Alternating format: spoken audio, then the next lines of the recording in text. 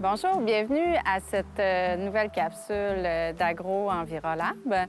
Aujourd'hui, on va parler d'une des sections de la chimie des sols sur l'analyse de sol. On va se pencher en fait sur l'importance des éléments nutritifs du sol pour la plante. Effectivement, les plantes doivent, tout comme nous, se nourrir. Elles vont chercher dans l'environnement qui les entoure les nutriments nécessaires à leur croissance. Elles vont aller puiser tant dans l'air, dans l'eau, dans le sol, les éléments qui leur permettent finalement de pousser et d'accomplir leur cycle de vie. Saviez-vous que dans l'air, les plantes vont puiser les éléments nécessaires à leur croissance sous forme de dioxyde de carbone, de CO2? Eh bien oui, via le processus de photosynthèse, la plante est en mesure d'aller chercher le carbone nécessaire pour fabriquer ses molécules de sucre. Nous, on va parler beaucoup plus aujourd'hui de ce qui est présent au niveau du sol. Donc, c'est ce que vous avez en fait sur l'analyse de sol. On va parler des éléments qu'on dit les éléments majeurs, donc l'azote, le phosphore, le potassium. Pourquoi on les appelle éléments majeurs? C'est tout simplement parce que c'est des éléments qui vont être puisés en grande quantité par la plante, suivis ensuite du calcium, du magnésium et du soufre. Vous avez sûrement déjà entendu parler aussi des éléments mineurs et des oligo-éléments. Donc, ils sont tout aussi importants pour la plante, mais c'est qu'ils sont puisés tout simplement en moins grande quantité au niveau du sol. Donc, premièrement, avant d'interpréter les résultats de l'analyse de sol, on va regarder ensemble c'est quoi les principaux rôles des éléments nutritifs essentiels à la croissance des plantes. L'azote, c'est vraiment un élément qui va permettre, en fait, à la plante de faire des belles feuilles, d'avoir une belle coloration verte, d'avoir des feuilles en santé, puisque c'est vraiment un élément qui va permettre la construction de la chlorophylle, qui est le pigment vert chez les plantes. Le phosphore, c'est vraiment un élément qui est important pour la germination des semences, pour l'enracinement, aussi pour la floraison et la fructification. À savoir aussi que le phosphore, c'est vraiment un élément qui va avoir une implication importante au niveau des mécanismes énergétiques chez plusieurs êtres vivants, autant les plantes, les animaux, entre autres, par exemple.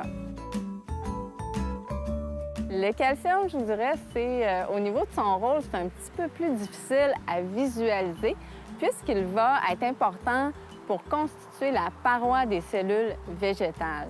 D'ailleurs, vous voyez un exemple d'une cellule à l'écran en ce moment. Puis, il est aussi très important aussi au niveau des échanges entre les cellules végétales et son environnement. Sachez aussi que le calcium, c'est un élément qui est très important au niveau de la structure, en fait, de la qualité de la structure du sol. Il va vraiment avoir une incidence sur les propriétés physiques comme l'amélioration de la densité et aussi le drainage du sol.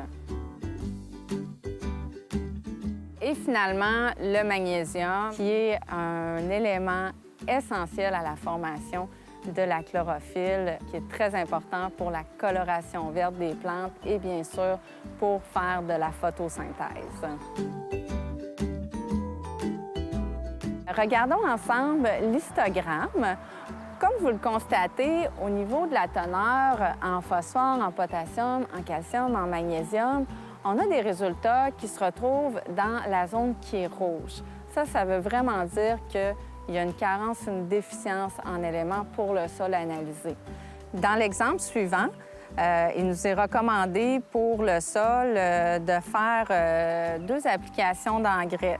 Dans un premier temps, il est important de mettre un engrais pour potager. Donc, on parle d'un 6-12-12. Comme on en a discuté tout à l'heure, pour ce qui est du 6-12-12, on parle des pourcentages d'azote, phosphore et de potassium. Donc, dans ce cas-ci, 6 d'azote, 12 de phosphore et 12 de potassium. Et on vous conseille aussi de mettre un engrais enracineur Et on vous conseille aussi de mettre un engrais enracineur du 10-22-6. Dans ce cas-ci, vous constaterez que les quantités d'engrais ajoutés sont un petit peu plus élevées, étant donné que la teneur en éléments nutritifs du sol est très faible. Dans le contexte où votre analyse de sol donne des résultats élevés, donc vous avez une bonne teneur en éléments nutritifs, donc on va mettre un engrais d'entretien pour éviter au sol de s'épuiser. Pour terminer, n'oubliez pas que tous les éléments sont importants pour le développement de la plante. On n'a pas beaucoup parlé aujourd'hui des éléments mineurs, mais ils sont tout aussi importants. D'ailleurs, n'hésitez pas à nous joindre chez Agro-Envirolab ou poser des questions à votre conseiller en centre jardin si vous avez besoin d'aide pour interpréter votre analyse de sol. Alors, je vous remercie de nous avoir écoutés et on se dit à la prochaine capsule.